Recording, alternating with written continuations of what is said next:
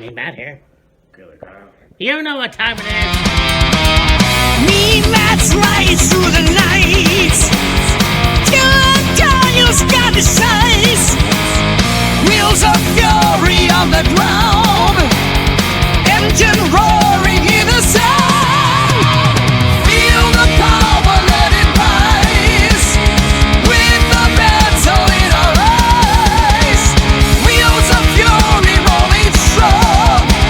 Together we will carry on. With the wheels of fury rise. This battleground making rise and fights. Indian power approach the night. They leave us in the fire and die. Hey, me, Matt here. It's Killer Kyle.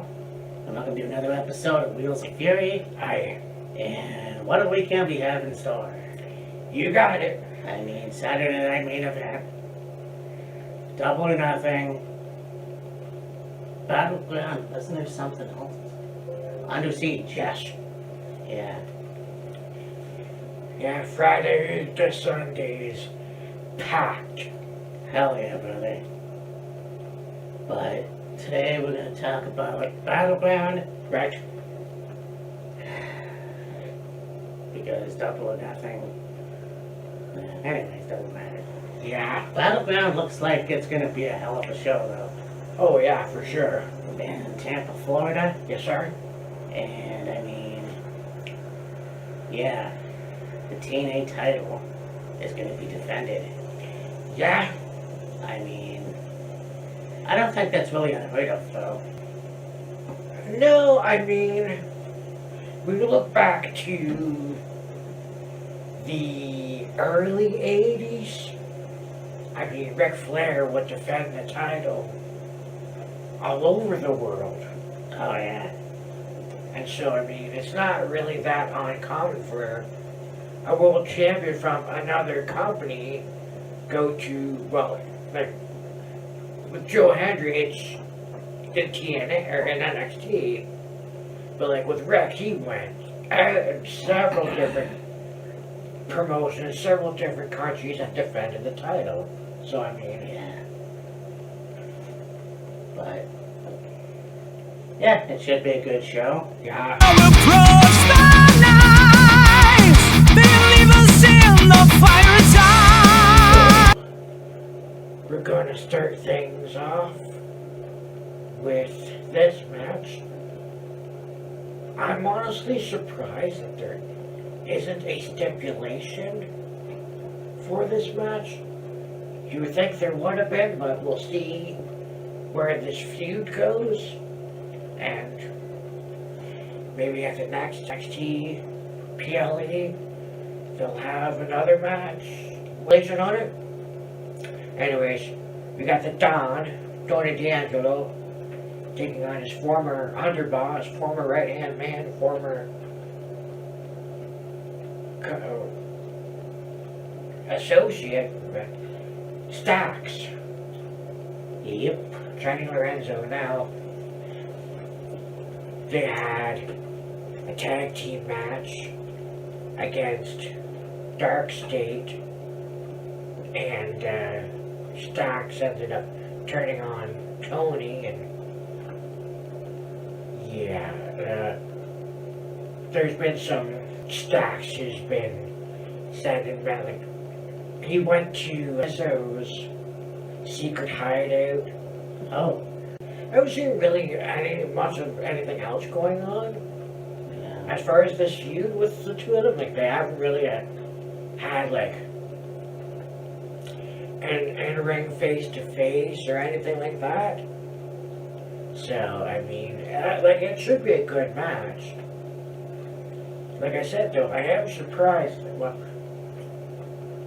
maybe because this is the first going one-on-one against each other, they're just going to have the regular match, and then maybe, you know, if they keep going with it, then, you know, if, you know, let's say Stacks choose to win somehow, then it's like, alright, I want a rematch against Stacks, and then throw a stipulation in there or whatever. Yeah, this whole thing is.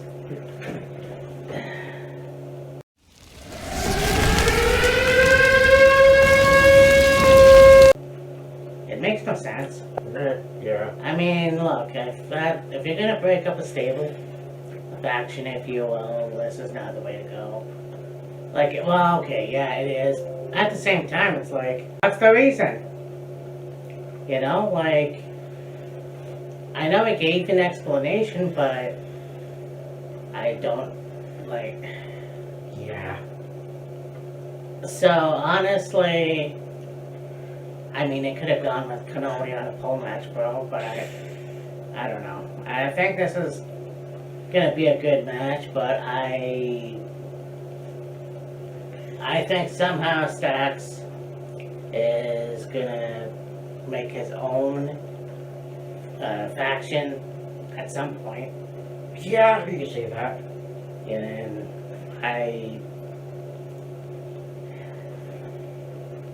honestly, I don't know, because if you push Stacks, then what are you gonna do with him? Yeah. So, And I mean, like, after, after Stacks turned on the D'Angelo family and he left, and after the match, you see him go to leave the arena in a car, and Luca Crucifino, runs in and like, hey man, what the hell was that? Why'd you do it? And, Stacks like, I have some stuff I want to say. Keep your phone on. I'll let you know. We gonna meet up at such and such a place. But I would presume that's where we got the explanation of why Stacks did what he did. But then it's like, okay. And then, like I said, there were, Tony D'Angelo was in the ring with, and Tony was in the ring. He was talking about what happened, whatever, and they show Stacks on the big screen, and he's in his house, and it was like Rizzo's, what do they call that? It was a hide, but there's like a specific name for it. Anyway, so it's like, okay, where are you going with that? That really didn't seem to lead, like, it doesn't seem like they built this match up very well. No, they didn't. And I don't understand why. Like, if you have a feud, you have to have it make sense! I've said that before. Like, this is not the way to go. Okay, you have these two guys that don't like each other. Steel cage match. Yeah. Falls count anywhere. Street fight. Tampa street fight, if you will. If you will. Kid. But just a straight up wrestling match? Come on. And I mean, not that I didn't think it was gonna happen, but you could have at least had the family turn on Tony and join with Stacks. That probably wouldn't have worked either. I mean, yeah, like, if, Stacks had a conversation with Luca about whatever, and then Luca went back and talked with Rizzo, and, Tony D'Angelo didn't know about them having a conversation, and the two of them turn on Tony to join Stacks, and then, really into it, and like, oh, Tony D'Angelo's gone soft, he's not the same as he once was, he's not the same leader he used to, something along those lines. I mean, we could still get that. Yeah. We'll have to wait and see, but I mean, yeah. Like I said, will it be a good match? Yeah. Is it gonna make sense in the long run? Hopefully. Right now, it's like, okay. And on the one hand, it's like, I want to see the match. And on the other hand, it's like, okay, I hope what comes out of this makes it worth it. And it makes sense and shows like, okay, we're here, now let's continue that into, whether it be, if, bring the, continue the feud either to the next PLE, or you end it on an episode of NXT, or whatever the case is gonna be.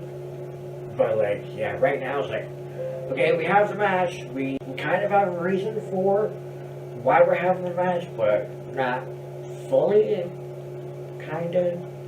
Yeah, I just... It's very disappointing, in my opinion. It's very, very disappointing. Like, I don't understand Shawn Michaels' logic. And again, NXT is a very good product. I've always been pro NXT. But at the same time, there's always going to be fuck-ups. And honestly, I want to see a better match. Like a stipulation or something. Yeah.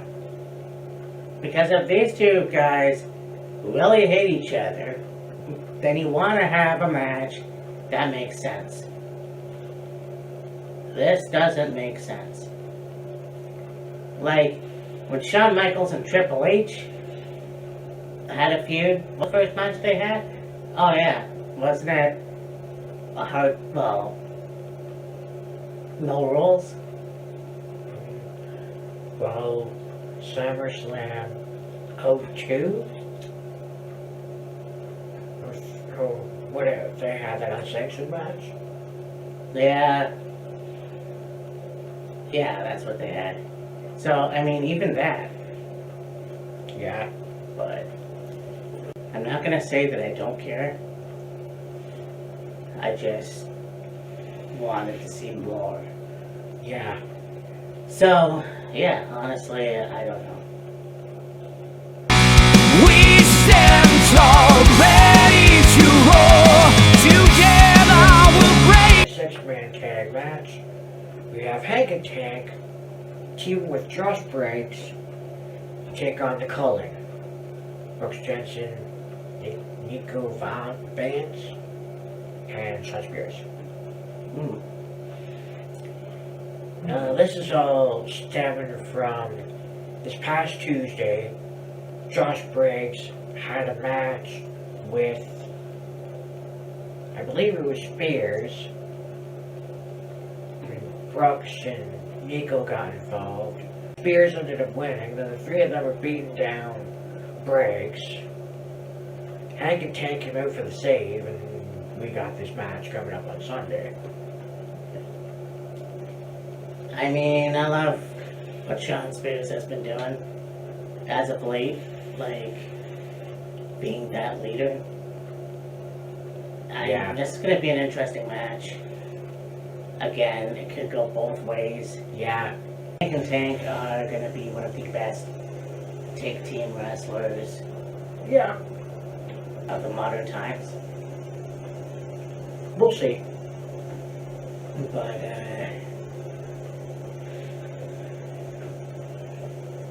what was their stable called? The Culling. I think the Culling are going to win. More than likely. And I mean, it's going to be a good match. Both these teams are like, no bread, no water, just me. Well, I mean, okay, when you look at Hank, Tank, and Briggs, yes. Jensen, Vance, and Spears, a little less. Okay. Because, like, Briggs, like, look at Hank and Tank, they're two big hosses. Oh yeah. Briggs is a pretty big boy himself.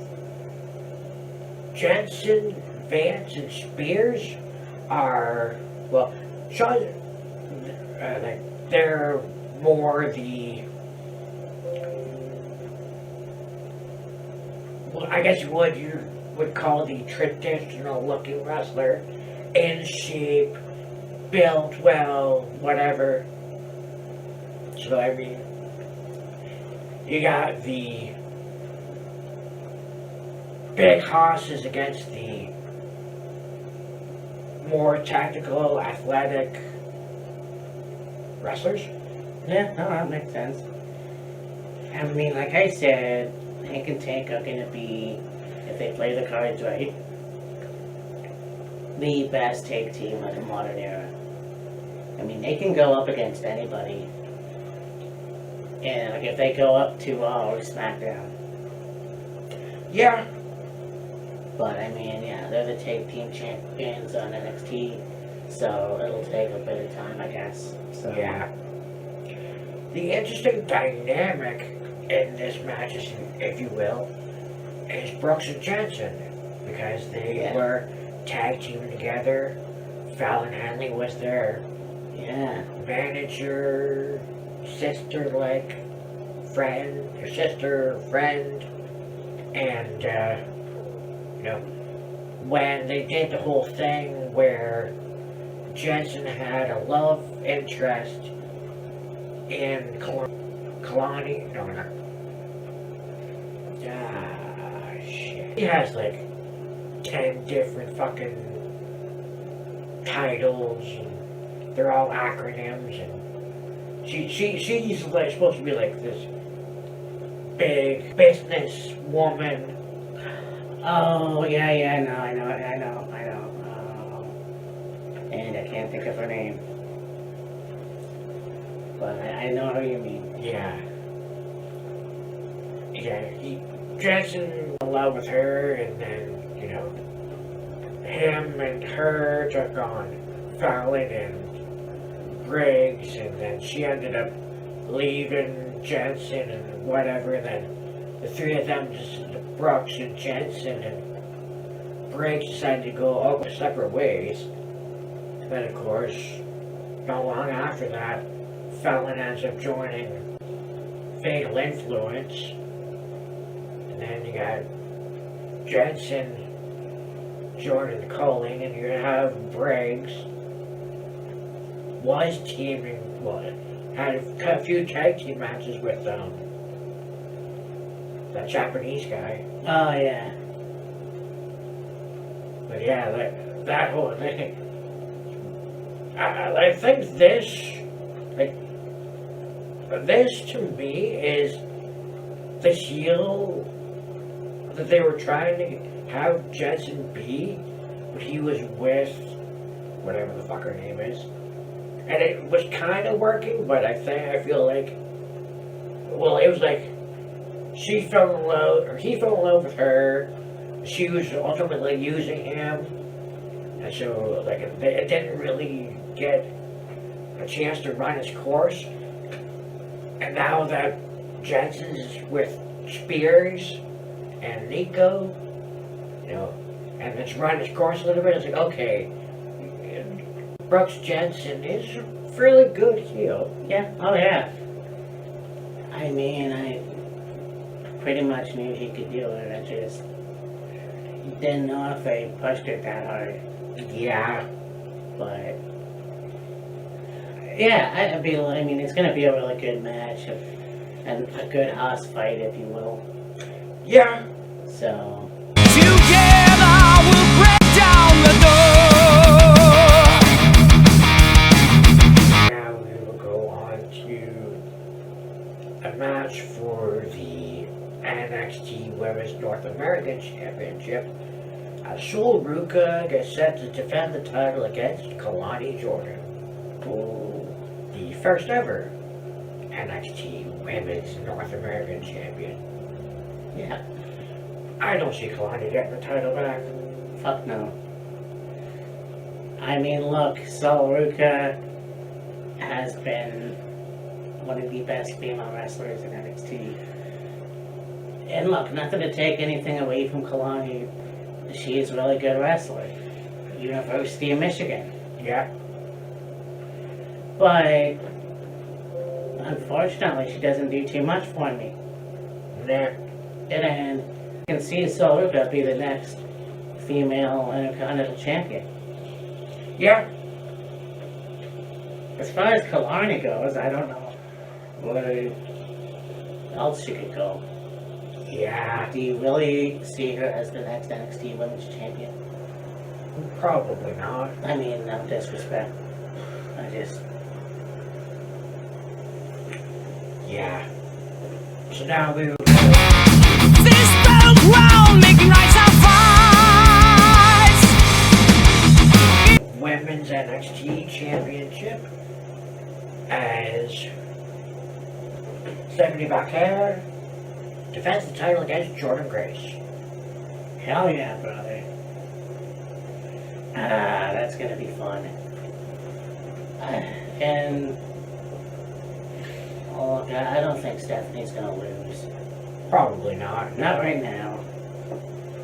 I think Jordan is gonna get the championship eventually. I think...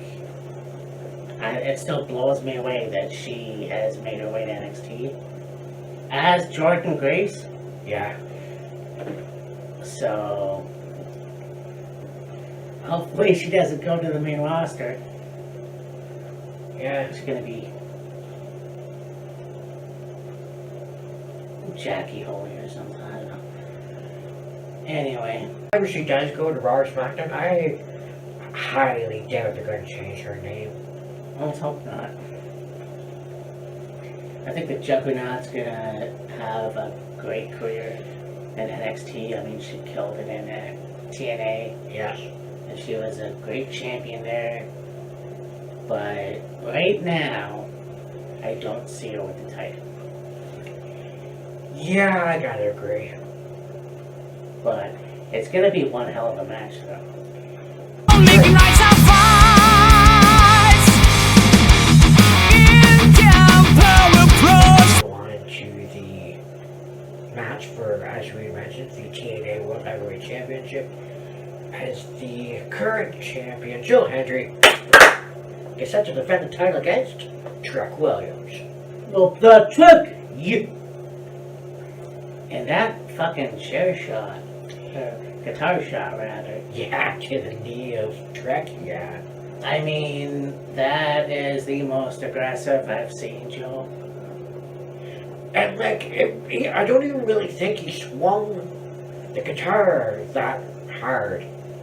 He just kind of put it in the way of Trek's knee, or in the path of Trek's knee, and there's contact. Smash the guitar. Yeah. And then the standing ovation at the end. Not a literal standing ovation, that's Joe Hendry's finisher.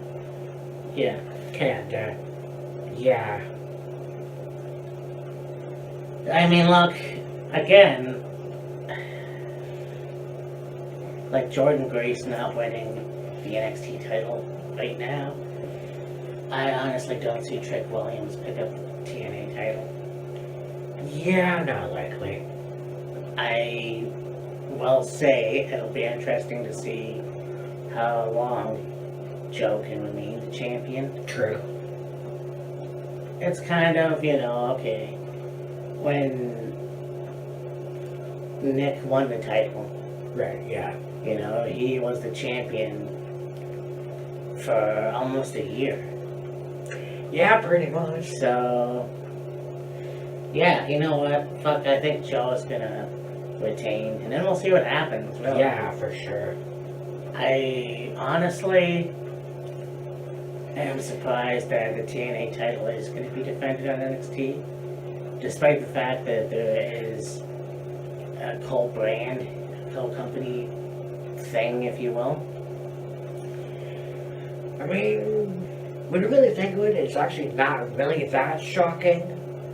Considering the fact that when Jordan Grace was still with TNA and she was the Knockouts champion, what did she do? Defend the title. Yeah, Joe's definitely retaining for sure. And then Down the door. for the NXT Championship, the champion Oba Femi set to defend the title against Miles Bourne. 1/3 of a quarter catch crew. Yes. That's gonna be interesting. I honestly hope that he signed his death warrant. Yeah, sorry, pal. I think that Opie's gonna whoop your ass. More than likely. It's gonna be an off-color joke, but you probably won't hear it coming. Oh. I think that. Yeah, it's just kind of random how this happened. Yeah. Yeah. Yeah, I think Opie's gonna win. No, I don't think Opie is gonna win. You keep calling him Obi, it's Oba. I know. I just caught myself saying that, so This isn't Obi-Wan Kenobi. no. Although one thing I will say that was pretty interesting, on NXT you had Eva talk to you and get the, take the contracts from, I know their names, I just can't think of it off the hand right now, but the guy and the girl that won Legends of Future Greats. Oh yes. Yeah, the Olympic woman and Yeah, the Olympian and the other. Anyways, yeah.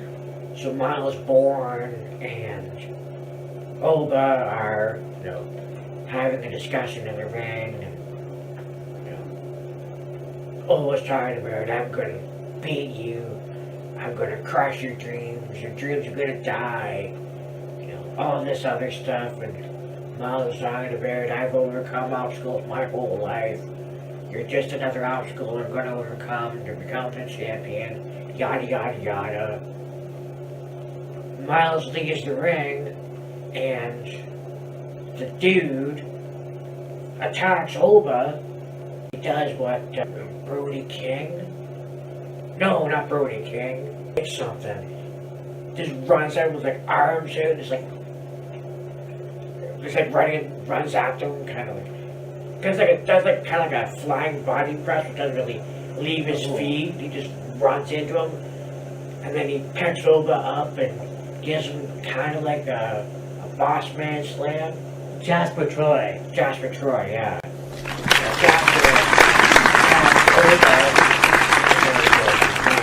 Runs back at the ring, and Jasper leaves, and Miles goes over, and he picks up the title, and he hands it to Oba, and they're face to face, and that's the way that.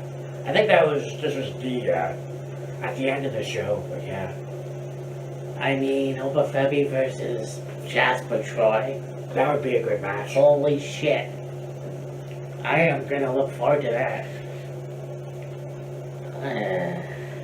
I mean, this is gonna be a good show. Oh yeah, for sure. Very good show, and again, it's all stacked this weekend, so it'll be interesting what we're gonna watch on Sunday.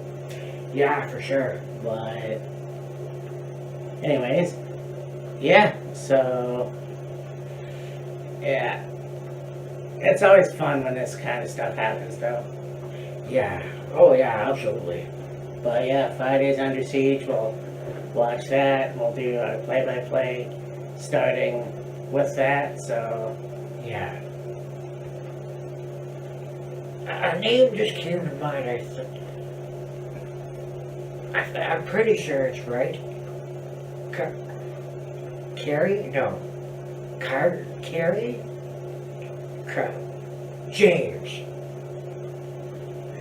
Kalani James. Yeah, Kara James. Jara? Kara James. Yeah.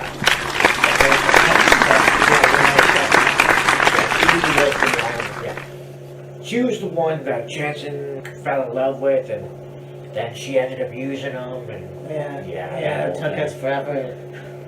It's on the tip of our tongues. Yeah. And Kyle wants to stick his. Anyway. Heyo!